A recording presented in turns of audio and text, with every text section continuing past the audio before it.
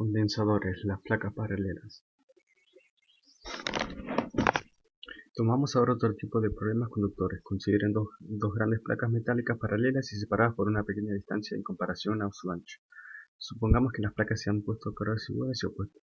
Las cargas de cada placa atraen a las cargas de la otra placa y se distribuirán uniformemente en las superficies internas de las placas.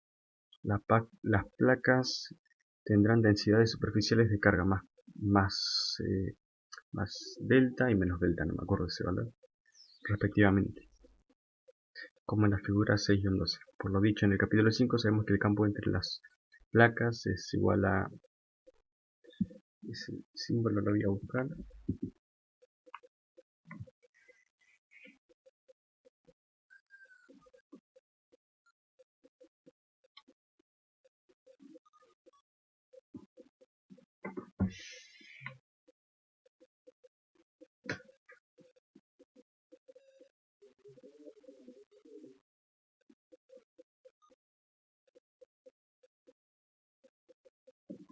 Sí, delta sobre epsilon 0. Y que el campo fuera de las placas es 0. Las placas tendrán potenciales diferentes, el potencial 1 y potencial 2.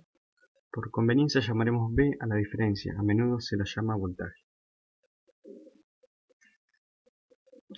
La diferencia de potencial es el potencial en el punto 1 menos el potencial en el punto 2.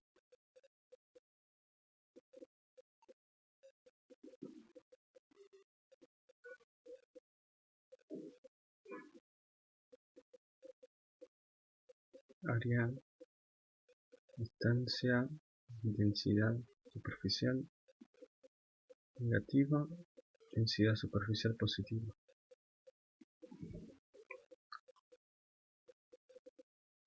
Encontrarán que la gente suele usar B para el potencial, pero nosotros hemos preferido usar ese que sería, creo que es rojo, no, gamma,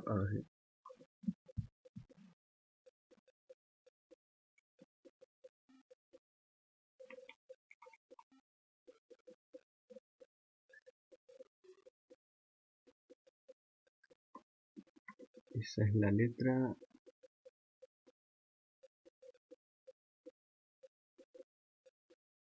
esa es phi.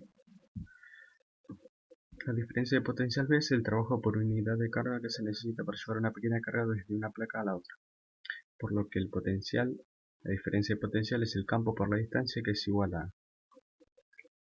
eso sería...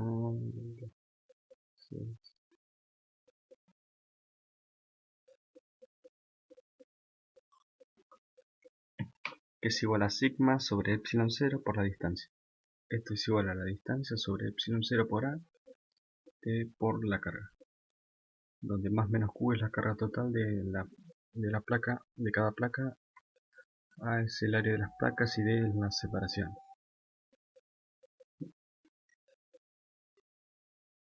Hemos encontrado que el voltaje es proporcional a la carga. Esa proporcionalidad entre B y Q se encuentra para dos conductores cualesquiera que el espacio C, si hay una carga positiva en uno y una carga negativa igual en el otro. La diferencia de potencial entre ellos, o sea el voltaje, será proporcional a la carga. Estamos suponiendo que no hay otras cargas alrededor. ¿Por qué esta proporcionalidad? Simplemente porque el principio de superposición es lo que actúa. Supongan que conocemos la solución para un conjunto de cargas y luego superponemos dos de esas soluciones. Las cargas se duplican, los campos se duplican y el trabajo realizado al llevar una carga unidad de un punto a otro también se duplica. En consecuencia, la diferencia de potencial entre dos puntos cualesquiera es proporcional a las cargas. En particular, la diferencia de potencial entre los dos puntos conductores es proporcional a las cargas que tiene. Alguien escribió originariamente la ecuación de proporcionalidad de otra manera. Esto es, se escribió como Q es igual a la capacitancia por el voltaje, donde C es una constante. Este coeficiente de proporcionalidad se llama capacidad y ese sistema de dos conductores se llama condensador. Nt para nuestro condensador de placas paralelas. Entonces, la capacitancia es igual a epsilon 0 por el área sobre la distancia, para un condensador de placas paralelas. Esta fórmula no es exacta porque el campo no es realmente uniforme en todo punto entre las placas, tal como hemos supuesto. El campo no desaparece repentinamente en los bordes, sino que realmente es más bien como una muestra de la figura C3. La carga total no es sigma por A, por el área, como hemos supuesto. Hay una pequeña corrección por los efectos de los bordes. Para hallar la corrección tendremos que calcular el campo más exactamente y ver qué pasa en los bordes. Este es un problema matemático. Algunos opinan que se debería usar capacitancia y capacitor, en vez de capacidad y condensador.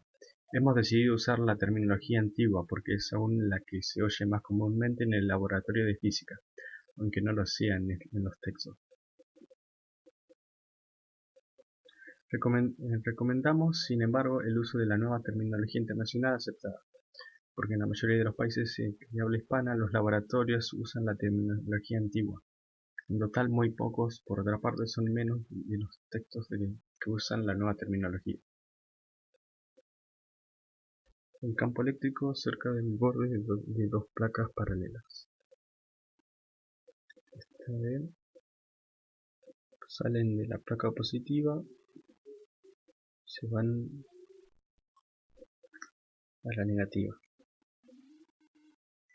Esta es la placa positiva y esta es la negativa.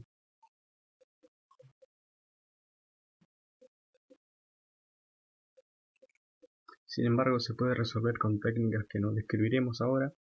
El resultado de esos cálculos es que la densidad de carga aumenta ligeramente cerca de los bordes de la placa. Esto significa que la capacidad de las placas es un poco mayor que lo que hemos calculado. Se obtiene una aproximación muy buena para la capacidad usando la ecuación 634, pero tomando para A el área que se obtendría si las placas se extendieran artificialmente a una distancia de 3/8 de la separación entre placas. Hemos hablado únicamente de la capacidad de dos conductores. A veces la gente habla de la capacidad de un solo objeto. Dicen, por ejemplo, que la capacidad de una esfera de radio A es 4pi por epsilon 0 por A. Lo que imaginan es que el otro terminal es una esfera de radio infinita, que cuando hay una carga más Q sobre la esfera, la carga opuesta es menos Q. Está sobre una esfera infinita. También se puede hablar de capacidades cuando hay 3 o más conductores, cosa que, sin embargo, pospondremos. Supongamos que queremos tener un condensador de capacidad muy grande. Podríamos obtener una capacidad grande tomando un área enorme y una separación muy pequeña. Podríamos poner papel encerado entre hojas de aluminio y enrollarlo todo. Si lo sellamos con plástico, tenemos un típico condensador de radio. ¿Qué utilidad tiene? Sirve para almacenar la carga.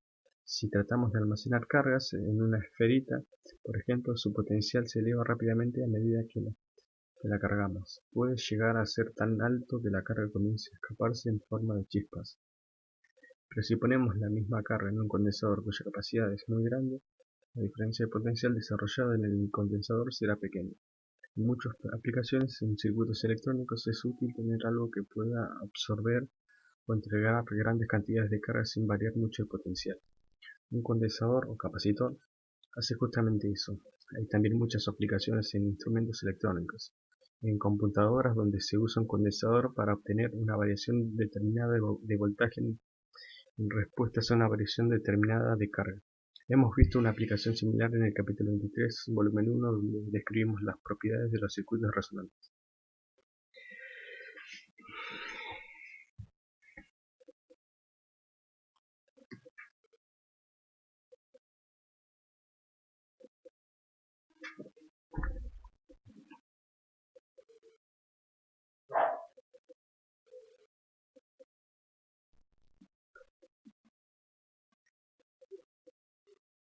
Conforme a la definición de capacitancia, vemos que su unidad es un coulomb sobre volt. Esta unidad también se llama farad o faradio.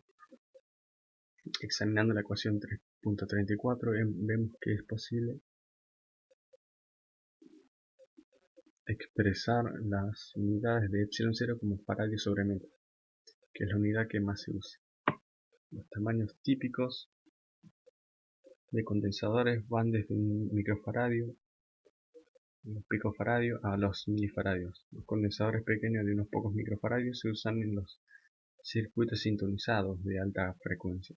En los filtros de fuentes de potencia se encuentran capacidades de hasta cientos o miles de microfaradios.